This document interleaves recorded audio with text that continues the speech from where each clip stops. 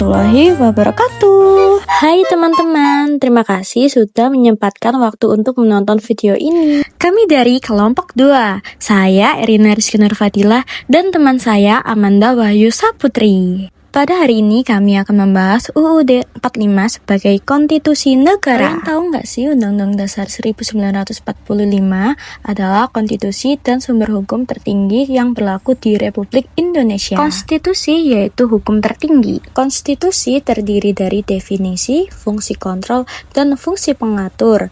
Definisi sendiri merupakan Undang-Undang 45 adalah hukum dasar tertulis dalam konstitusi yang menjadi landasan fundamental bagi penyelenggara negara Republik Indonesia. Fungsi kontrol Undang-Undang 45 berfungsi membatasi kekuasaan pemerintah agar tidak bertindak sewenang-wenang dan sekaligus menjamin hak-hak konstitusional bagi warga negara. Untuk fungsi pengatur, Undang-Undang 45 menjadi acuan, sumber, dan dasar bagi pembentukan semua peraturan perundang-undangan yang ada di bawahnya. Sumber historis dan proses lahirnya. Undang-Undang 45 memiliki sumber sejarah yang kuat, berakar, dan perjuangan akar kemerdekaan. Naskah ini dirumuskan dalam sidang-sidang dalam penyelidikan usaha-usaha persiapan kemerdekaan atau BPUPKI dan kemudian disahkan oleh Panitia Persiapan Kemerdekaan Indonesia atau PPKI pada tanggal 18 Agustus 45,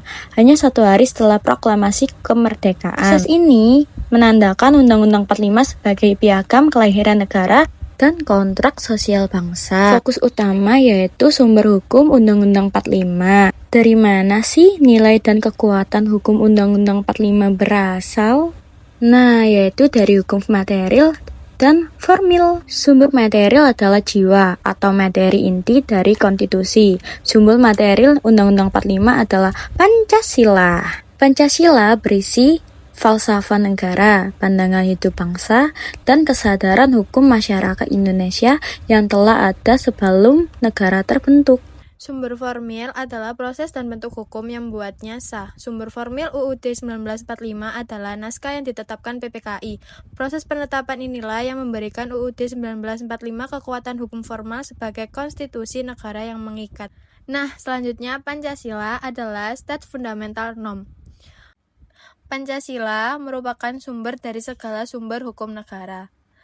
Pasal 2 UU Nomor 12 Tahun 2011, Pancasila yang termuat dalam pembukaan UUD 1945 adalah norma hukum tertinggi atau norma fundamental negara yang menjadi dasar filosofis dan sumber justifikasi bagi batang tubuh UUD 1945.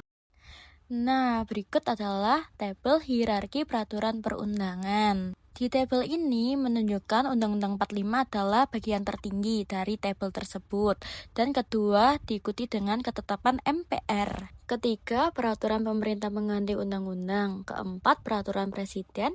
Kelima, peraturan daerah provinsi. Dan yang paling terakhir yaitu peraturan daerah kabupaten atau kota. Konstitusi yang dinamis. 1. 4 kali amandemen. UUD 1945 telah diamandemen sebanyak 4 kali, yaitu 1999, 2000, 2001, dan 2002 untuk menyempurnakan tatanan negara. 2. Tujuan amandemen. Fokus pada penguatan demokrasi, desentralisasi, penegasan HAM, dan pembatasan kekuasaan presiden. 3. Yang tidak dapat diubah sesuai kesepakatan pembukaan UUD 1945 yang memuat Pancasila dan bentuk NKRI tidak akan pernah diubah. Jantung konstitusi yaitu pembukaan. Pembukaan Undang-Undang Dasar 45 memiliki kedudukan yang lebih tinggi dari batang tubuh. Mengapa? Ada 3 dasar tujuan. Yang pertama, memuat tujuan negara atau alinea keempat. Yang kedua, memuat dasar negara, yaitu Pancasila alinea keempat. Dan paling terakhir, memuat pernyataan kemerdekaan Indonesia. Pembukaan adalah State Fundamental Norm, yaitu pokok kaidah negara fundamental yang menjadi sumber justifikasi dan sumber nilai bagi batang tubuh Undang-Undang 1945. Kesimpulannya, UUD 1945 adalah konstitusi tertulis dan hukum tertinggi di Indonesia yang berfungsi sebagai alat kontrol dan pengatur kehidupan bernegara. Sumber UUD 1945, sumber hukum materinya adalah Pancasila yang tertuang dalam pembukaan dan berkedudukan sebagai sumber dari segala sumber hukum negara.